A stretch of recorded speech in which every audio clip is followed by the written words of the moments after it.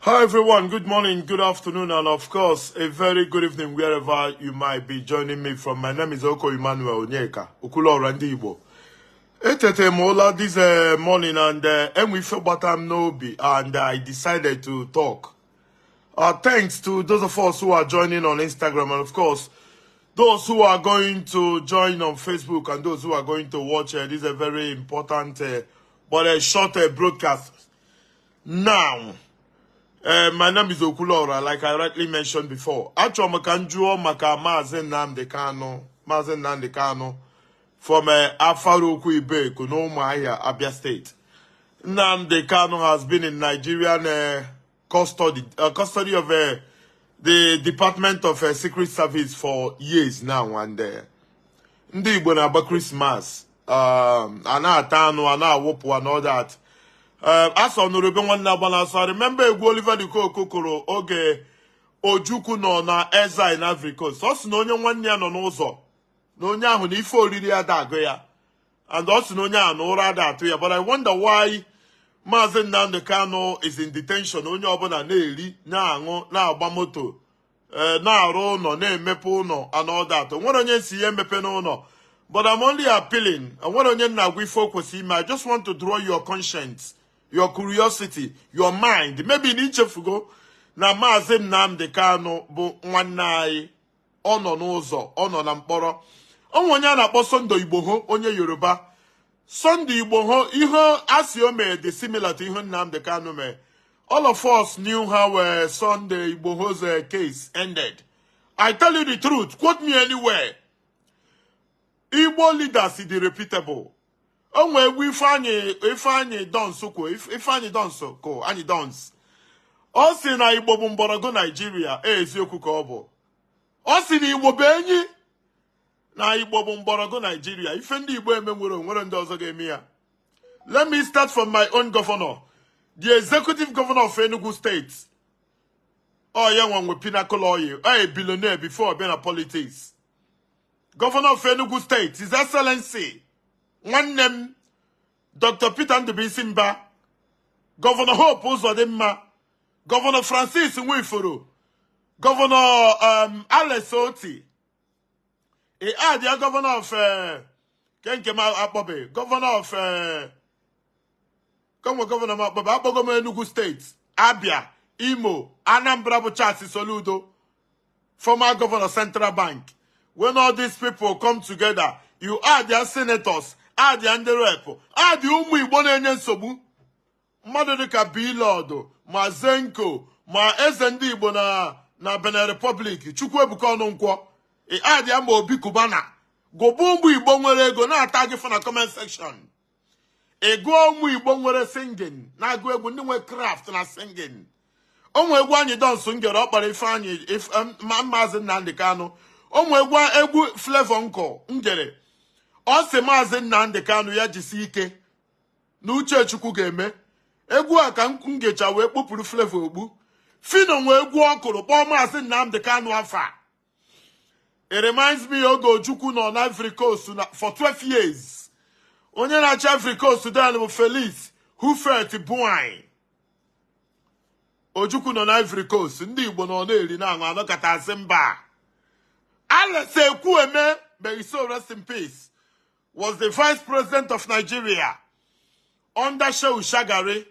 As Alex Ekwueme n'ihe na-ada eme gị na ebo vice president in Nigeria. Nwanne gị ọbụrụ so na nwanne gị onye Anambra. Onye Nnewi nọ na exile na Ivory Coast.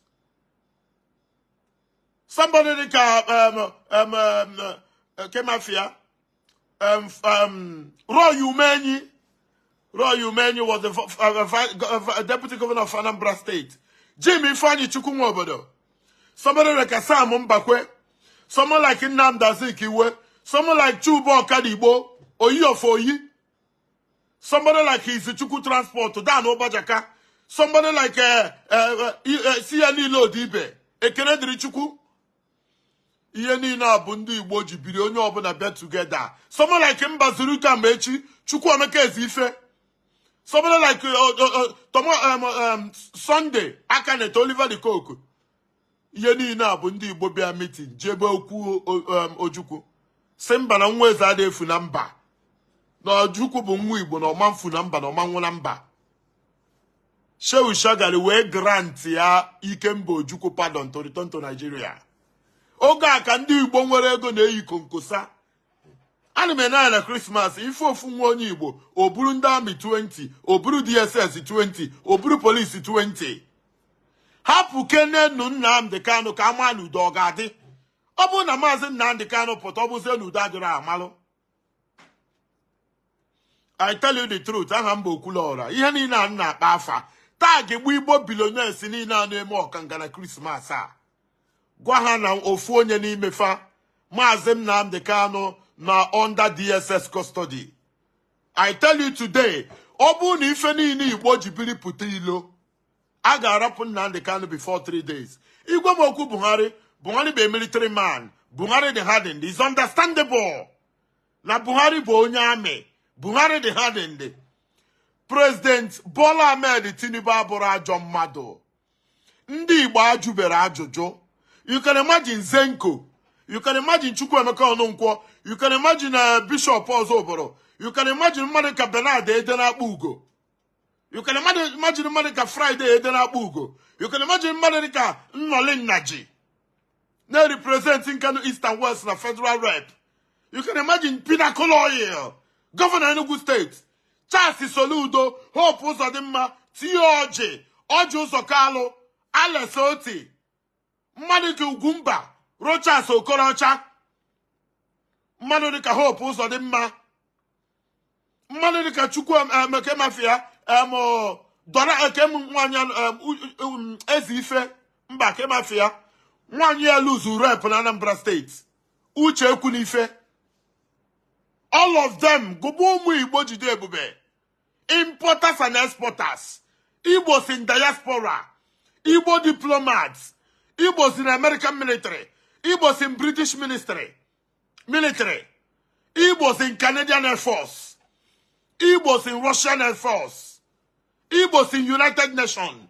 Igbos in EU. Igbos in all nooks and crannies of this life. A May meeting. Onye ọbụla bịa Abuja. Si President Bola Ahmed Tinubu biko. Na enwe ife ndị Igbo me ya gbahalo. President ya biko. Na enwe one wish. Give us Mazi Nnamdi Kanu. Let's go home. And do our homework. Nobody's fighting. Nobody's carrying arms. Nobody's provocative or provocating. Biko, President Bola Ahmed Tinubu ga-akpọrọ Mazi Nnamdi kponye ndị Igbo, Mazi Nnamdi Kanu. Na-akpọ onye Igbo ọbụla ịgbasiri ike kpọọ dee na comment section ka kpọọ ya afa. Nwa agụ ata ihe motos. Paul Frank ode n'Igbo. Onye Igbo ọbụla ata eze n'Igbo, onye ọbụla. President Ahmed Bola Tinubu was in Enugu. I watching the clip. Everybody na ba. Why not he take that opportunity? Naria invitation to come to Abuja. Plan or 30. Am I going to know water? Plan or 30 take it off from Enugu to Abuja to Aso Villa. I see a president Biko Yabo Haloi. Name ife Mazi Nnamdi Kanu me Yabo Haloi. Name ife Mazi Nnamdi Kanu me. See how do Hawabundi Igbo responsible. Ana Pugondi Igbo ye ha jibuti ebube. Ana ma watch what they know. Bianco no na Ikemba Ojukwu. Ogo South Africa Subata. Ndị niile Igbo jibiri no there. Oliver the Coke no there. Na nyalekwechu ụbọ ọkadigbo. Oge abụ oge a na-atụ ndị Igbo egwu. Ife a na Igbo prominent man egwu tụọ gị. Kita ya na-emezu bụ ibu ifu ofu nwa Igbo na-erube 30 years. O buru convoy 30 na haras onye ọbụla. Afụ gị n'ụzọ apịa gị ịtarị. Ife a bụrụ ife eji mara ndị Igbo. All due to insecurity, all due to uncertainty. Onye ọbụla, every analyst na-ekwu na ọbụna arapụ Nnamdi Kanu na udo ga-adị. Rapụ kenunu Nnamdi Kanu, rapụ kenenu ya. Ịrapụ Mazi Nnamdi Kanu the simple. Why kesi Sunday Igbo ho jidi wee dị ize? Ọ maka na ndị nwe Sunday Igbo ho bịara okwu ya.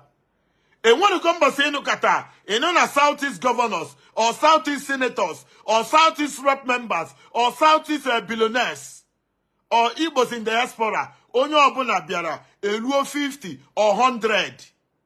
Jena Sovila, Dalu president in Ana. Whether you like President Tinubu or not, he is the president, commander-in-chief of the armed forces, Federal Republic of Nigeria. Abu ne like Tinubu, for the fact in imiti the Aiga Dalianana. You might not be prostrating for the president, but for presidency, for the seat of presidency, for the seat of president. Therefore, Mahi. Uchenna Jibe Senate, Uchenna Jibe Minister, Uchenna Jibe Onya Ugo. You can imagine about Yeri and Abia together, Ja Abuja, His Excellency, Peter Obi. I just some naba no to the nature Mazi Nnamdi Kanu, Sunday Igbo. What is the difference? What happened? Why age Nyonya soft landing? Why age law Kuonya for so many years?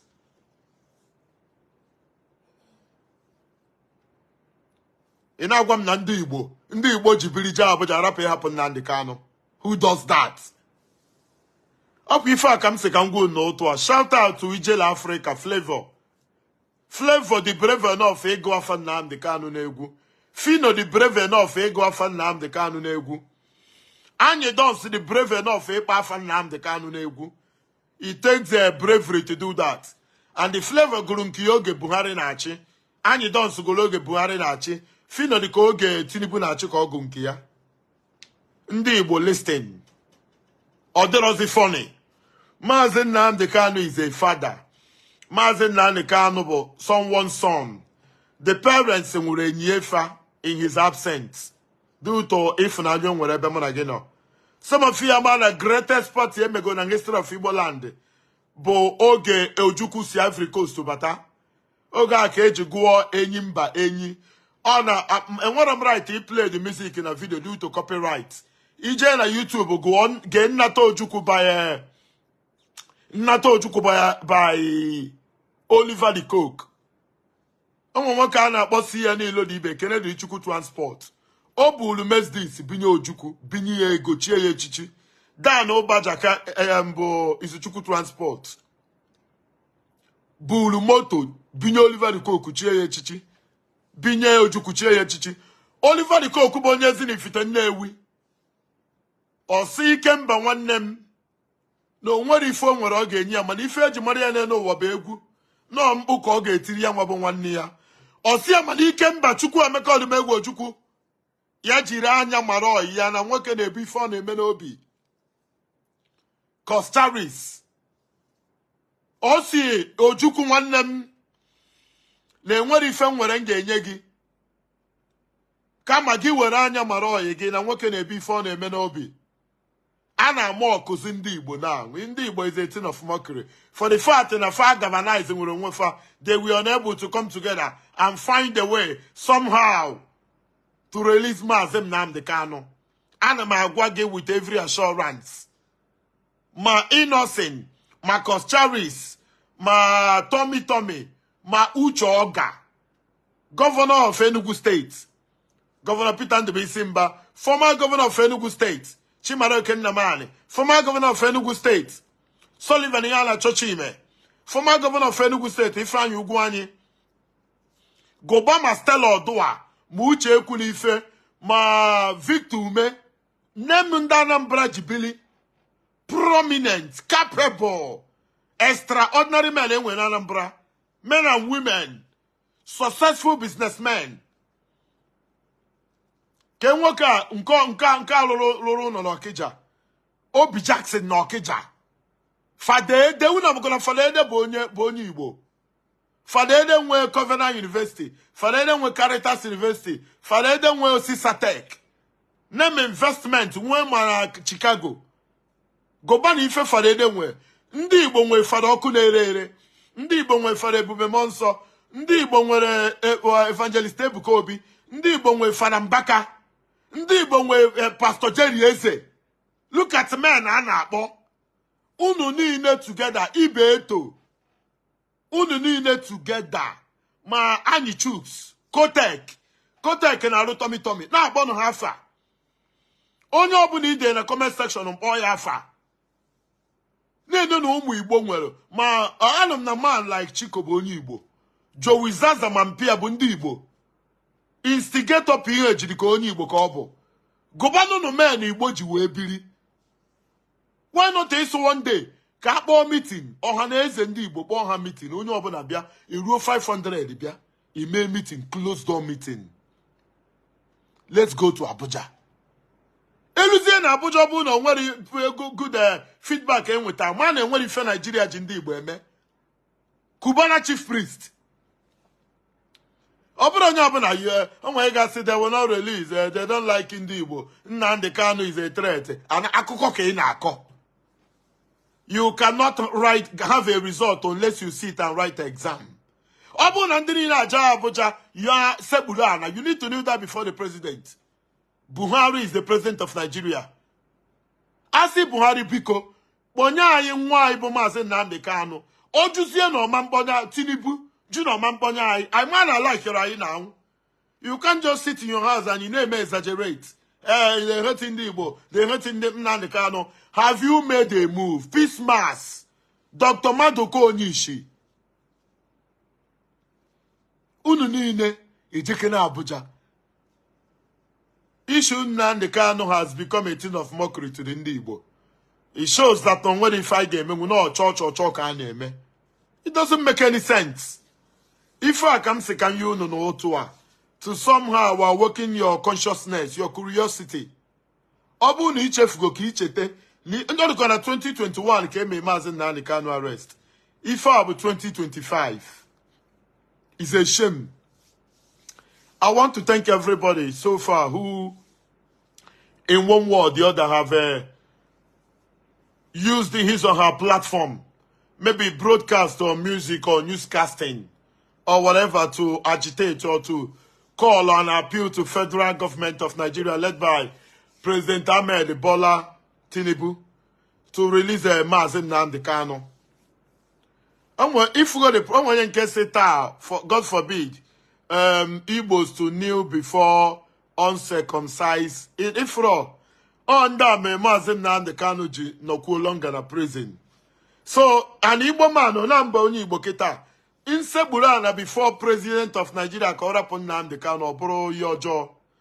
O genwa ban ingrate, o genwa bo the real uncircumcised person. Apart from being a president of Nigeria, Bola Ahmed Tinubu was my grandfather.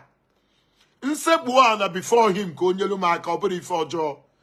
Oh, some of you may be a Fandibo. Oh, some of you may make one Fandibo, the Kayen culture, called Azura Yazo. President Ahmed Tinubu ga moto obom mage. If he takes in the boy Sebuana, Kaponye Hanwa Abonam, Abonom Pagi, more Magin on a prison. As he go to see my phone and Igama. President Bola Ahmed Tinubu mutara one mam may check the age.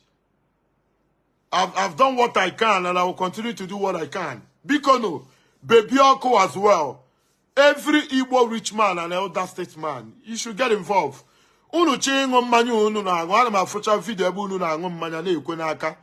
Unu makunu se about the meeting. Nwa Chinemere na Mbaise ka na ya o ka na yo. O sita ihe eme. A lot of you, Zenko Communication, all of you, Zolo Bitters, Kulele Bitters, Kemafia, a lot of bitters, all these billionaires were bitters. Unu chi me meeting, unu makunu si apo unu. Bikono, I beg you for the sake of the pride we have as Igbo. I beg you for the sake of posterity. I beg you, in the sake of humanity, for the sake of anything you believe in. Let's come together and see what we can do to ensure that Mazi Nnamdi Kanu before the quarter of 2025, no Potago. Thank you very much and God bless.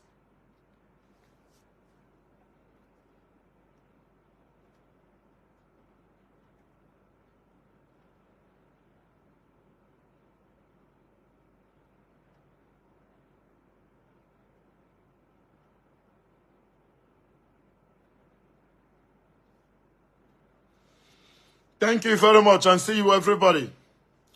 E-money as well. E-money. Chukwu Emeka Okonkwo.